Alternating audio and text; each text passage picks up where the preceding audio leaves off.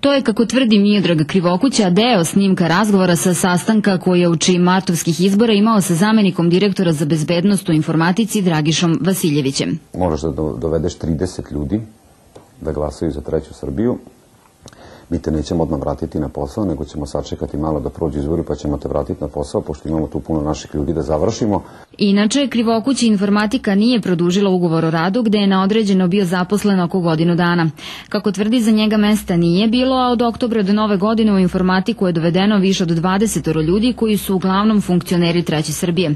Zbog svojih istupa u javnost, Krivokuća je primio i pretnje SMS-om, ali ih se, kako kaže, ne plaši. Ja ništa ovim ni ne dobijam, ostao sam bez posla, teško živim, nego sam samo hteo da ukažem ljudima da je to jedna opasna formacija i grupacija koja se bahato tamo ponaša, da su ljudi u strahu, da ne sme niko ništa u firmi ni da kaže. Optužbe o uceni koji iznosi bivši zaposleni informatike Miodrag Krivokuća, tehnički direktor ovog preduzeća i odbornik Treće Srbije u Novosadskom parlamentu Mitar Šobota, nije hteo da komentariše, dok se pomoćnik direktora informatike Aleksandar Đurđev nije javljao na naše pozive.